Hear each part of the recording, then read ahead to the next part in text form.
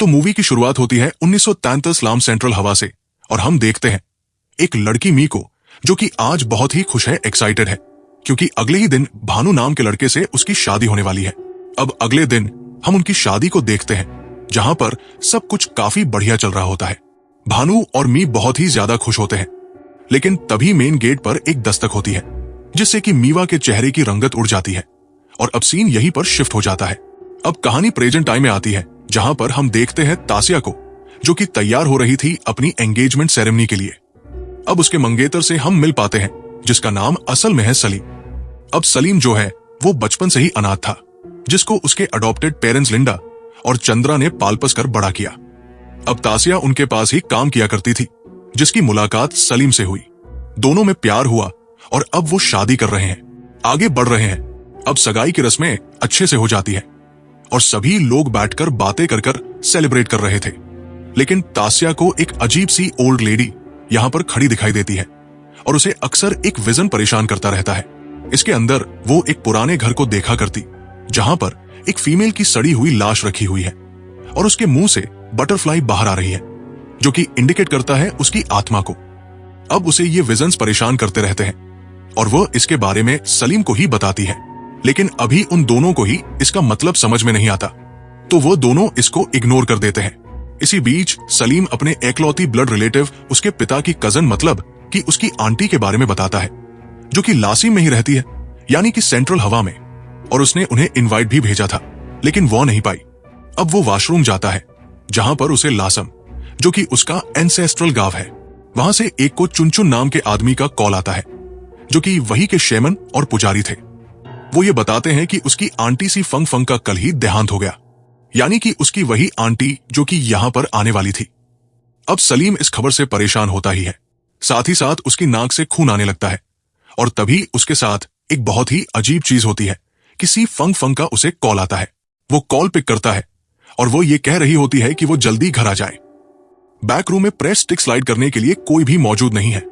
Phone cut हो जाता है और सलीम को कुछ भी समझ में नहीं आता कि ये कॉल आखिर किया किसने, और अगर उसकी आंटी का देहांत हो गया था तो ये कॉल कैसे आ गया। लेकिन अभी वो इस बात पर इतना ध्यान नहीं देता और बाहर निकल जाता है जहां पर हम खड़ी उसी अजीब सी ओल्ड लेडी को देख पाते हैं।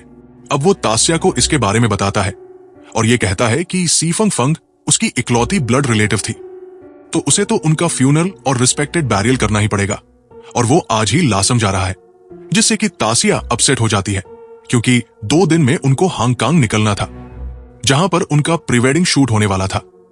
लेकिन सलीम ये कहता है कि ये उसकी मजबूरी और ड्यूटी है और उसको जाना ही पड़ेगा। अब अगले दिन वो लासिम चला जाता है जहां पर वो तासिया को कॉल करता है कि वो मेकअप आर्टिस्ट आरन और फोटोग्राफर फेब्री के साथ लासिम आ जाए क्योंकि उसका घर काफी अच्छा एस्थेटिक और ट्रेडिशन है, तो वहां पर फोटोशूट काफी अच्छा होगा।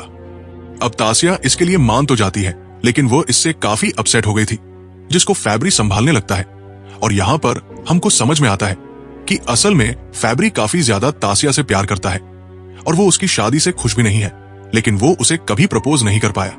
खैर दूसरी ओर हम सलीम को देखते हैं जो कि लासिम आ चुका था और सी फंग फंग के लिए प्रेयर्स करता है। साथ ही साथ हम यहाँ पर मिया की तस्वीर भी देख पाते हैं, यानी कि इनका उनसे कुछ ना कुछ रिलेशन भी है।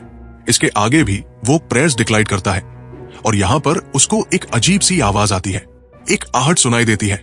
अब उसी रात तासिया को भी एक नाइटमेयर आता है जिसके अंदर वो उस घर में आती है और उसे कॉफिन के अंदर सालीम की बॉडी रखी हुई मिलती है, जिससे परेशान होकर उसकी नींद खुल गई थी। अब अगले सीन में वो लासिम पहुंच जाती है और घर आते ही उसको अजीब सा एक अलग सा आभास होता है।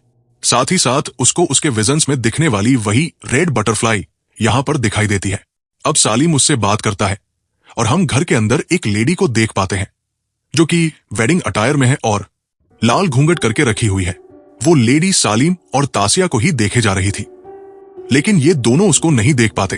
अब खाना खाते समय रात में तासिया सलीम से कहती है कि वो लोग जल्दी ही यहां से चले जाएंगे क्योंकि उसने एक बुरा सपना देखा था और उसके विजन्स वाला घर भी यही है, जिस पर सलीम ये कहता है कि वो सुबह अपने एंसेस्टर से ब्लेसिंग्स लेंगे जिससे कि सब कुछ ठीक हो जाएगा, क्योंकि वो यही चाहते होंगे कि शादी से पहले वो लोग उनका अपने एंसेस्टर्स का आशीर्वाद ले ले। अब अगले दिन वो लोग प्रेयर्स करते हैं और यहाँ पर भी हम उस घूंघट वाली लेडी को ही देख पाते हैं। खैर थोड़ी देर में वहां पर आर्यन फेब्री और फेब्री का असिस्टेंट आ जाते हैं। वो लोग आपस में थोड़ी बहुत बात करते हैं और इसी बीच को चुनचुन भी सालीम से मिलने आते हैं, जो कि उसे प्रेयर टूल देते हैं और ये कहते हैं कि उसे कुछ भी जरूरत हो तो वो पास में ही रहते हैं और वो उनसे आकर बात कर सकता है। खैर, उनके जाने के बाद में ये सभी लोग घर को देखने लगते हैं और सालीम को ऊपर वाले रूम से खून गिरता हुआ नजर आता है, जो कि अगले ही पल गायब हो गया था। अब इसी बीच आर्यन को ओल्ड फोटोग्राफ्स मिलती है, जिसके अंदर उसे मिया की पिक्चर मिलती है और वो बहुत ही गजब की सुंदर थी, जिनकी वो फोटो को अपने पास रख लेती है। वो सबसे कहती है कि उसे मिया की हेयर स्टाइल काफी ज्यादा अच्छी लग रही है और वो ऐसे ही हेयर स्टाइल तासिया को भी देगी, यानी कि उसी की तरह उसको तैयार करेगी।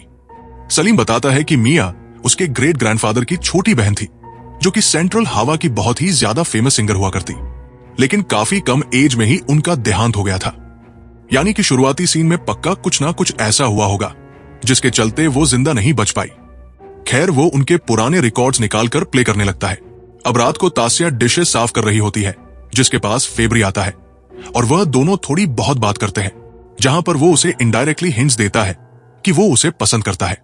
इस पर तासिया कहती है कि अगर ऐसा था तो उसे पहले बात करनी चाहिए थी और तब शायद कुछ हो भी सकता था, लेकिन अब इसका कोई फायदा नहीं है क्योंकि वो सलीम से बहुत प्यार करती है। अब इसी बीच ये लोग सामने की साइड बने हुए ग्रेवयार्ड को देखते हैं, जहां पर सलीम के एंसेस्टर्स दफन थे। अब रात को तासिया तैयार हो रही थी और उसे अचानक से ही शीशे के अंदर ये कमरा पूरी तरह से बदला हुआ दिखाई देता है। इसी बीच लाइट चली जाती है और अब उसको वही रेड ड्रेस वाली लेडी, मतलब कि मी हुआ दिखाई देती है, यानी कि वो लाल घूंघट वाली लेडी वही थी। वो उसको बार बार दिखती है, जिससे कि वो बहुत डर जाती है, लेकिन तब तक लाइट्स आ गई थी और सलीम वहां पर आकर उसको संभालता है। अब वो उसको मिया के बारे में ये बताता है कि उनके लिए रोज ही प्रेयर स्टिक्स को जलाना जरूरी है, जो कि इसी फैमिली का पर्सन जलाएगा नहीं तो कोई ना कोई बीमार जरूर पड़ेगा, और यही कारण था कि उसकी नाक से खून आया। अब वो ये बताता है कि पूरे परिवार का अल्टर यानी कि चबूतरे आगे बने हुए हैं, लेकिन मिया का पीछे साइड बना हुआ है, और ऐसा तब होता है जब कोई लड़की अनमैरिड खत्म हुई हो। हालांकि हमने शुरुआत में देखा था कि उनकी शादी तो हुई थी। खैर, अब वो आगे ये कहता है कि शायद प्रेयर स्टिक्स खत्म होने से तासिया ने वो सब देखा होगा और कल वो मिया की ग्रेव पर जाकर अच्छे से प्रेयर्स करके ब्लेसिंग्स ले लेंगे तो सब कुछ ठीक हो जाएगा। अब इससे तासिया बहुत परेशान हो जाती है, कहती है कि ऐसे तो उसको प्रेयर स्टिक्स लाइट करने के लिए हमेशा यहीं पर रुकना होगा, जिस पर वो ये कहता है कि वो इसके लिए भी कुछ ना कुछ सोच लेंगे और अभी वो इसके लिए परेशान ना हो और खुश रहे। अब अगले दिन तासिया तैयार होती है, जिसे आर्यन एक बटरफ्लाई वाला हेयर पेन पहनाती है, जो कि उसे यही एक ड्रर में रखा हुआ मिला था। खैर, अब अगले सीन में तासिया और सलीम ग्रेव पर ब्लेसिंग्स लेने जाते हैं और फिर उनका फोटोशूट शुरू होता है, लेकिन तासिया जो होती है ना, वो धीरे धीरे ट्रांस जैसी स्टेट में जाने लगती है, जिसे मी हुआ की शादी के विजन्स आ रहे थे, जहां पर अचानक से बहुत सारे जापानीज सोल्जर्स आ गए थे